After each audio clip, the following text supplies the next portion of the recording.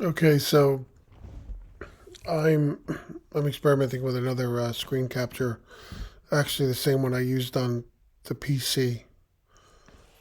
So anyway, I wanted to look at some of this "Imagination Creates Reality" again by Neville Goddard, where he talks about actually doing the imagining, right? So he says, first determine what it is you wish to experience. Then, in this state of complete relaxation, bring to mind the end result of what it is you desire.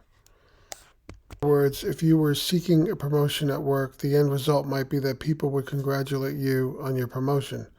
You might move to a larger office. You would enjoy an increase in pay. Take any one of these events and, with your eyes closed, actually hear your friends congratulate you on your promotion. Feel their hand in yours as they tell you how happy they are for you. By actually feeling that you are being congratulated, your imagination will go to work to bring about that state in your outer world. You need not be concerned about how this will be accomplished. Your imagination will use whatever natural means are necessary to bring it about.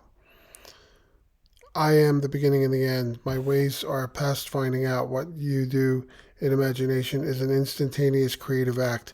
However, in this three-dimensional world, events appear in a time sequence. Now, I kind of read some of this in a previous video, but therefore it may take a short interval of time to realize in the outer world what you have just experienced in imagination. So it's not like in the movies where it's like magic where you snap your fingers, you immediately get what you want.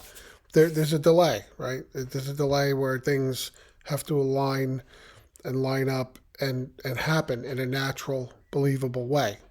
Okay. After you have performed this act in your imagination, open your eyes and go about your normal, natural affairs, confident that what you have done must come to fruition in your world. Make your inner conversations conform to your imaginal act. You have planted a seed and you will soon see the harvest of that which you have sowed. When you go into your imagination, make sure that you are actually performing the action, hearing the words, touching the object, or smelling the aroma in your self conceived drama. What you do in your imagination is not merely a daydreaming, which you see events in your mind's eye. You must enter the dream as if you were actually there. You must make then, now, and make there, here. To make this perfectly clear, imagine that you would experience driving a new car after you have achieved your goal. In that case, you would not merely see a new car in your mind's eye. You must actually enter the dream. Feel yourself seated behind the steering wheel. Smell the newness of the interior. Feel yourself enjoying a comfortable ride. Feel the happiness that would be yours after accomplishing your dream. That which you experience in imagination is an actual creative act. It is a fact in the fourth dimension of space and will make its appearance in this three-dimensional world just as surely as planting a seed will result in the growth of a particular plant. Right? Once you have planted the seed in your imagination, do not uproot it by being anxious about how it will be accomplished. Stop worrying about things. Each seed has its own appointed time. Some seeds take a few days, others a little longer. Feel confident that what you have planted will appear in your world. Your imagination will draw all that it needs to make your dream an actual reality. If it takes others to play a part in order to accomplish your end, your imagination will draw that person into your drama to play his or her part in the sequence of events. Your only responsibility is to remain faithful to your imaginal act. Keep the faith until you experience it in your outer world. You can repeat your imaginal act each night before falling to sleep. In fact, you may wish to enact this drama over and over again until it feels normal and natural to you as you drop off to sleep. Your imagination will work out the means to realize your dream while your conscious mind sleeps. Bring your five senses into play as you perform your imaginal activity. Actually hear a friend's voice congratulating you or feel yourself hugging that person.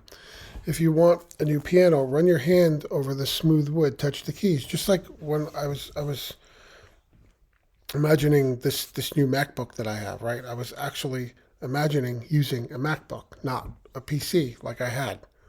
I could, you know, I had an earlier model years ago, So I kind of know the feeling already, but I mean, you could get that feeling online with lots of different things by looking at pictures and videos. So you actually make it real. You see yourself doing it. You're not just imagining a picture of something, you're actually putting yourself into a drama where you're looking at it through your virtual eyes. That's what you need to do with this stuff. That's what he means by your mind's eye and being in it, thinking from it. So I hope this helps somebody out there who might be having a problem with the whole living in the end visualization part of this. Now, if you have that much of a hard time with this, you can work with affirmations as well. You can use affirmations also as far as your mental diet in conjunction with this to make it twice as powerful. There's no rules here. You can do whatever you want. So anyway, I hope this helps somebody. Somebody needed to hear this, and it might clear things up with the whole Neville Goddard manifestation stuff. So that's it.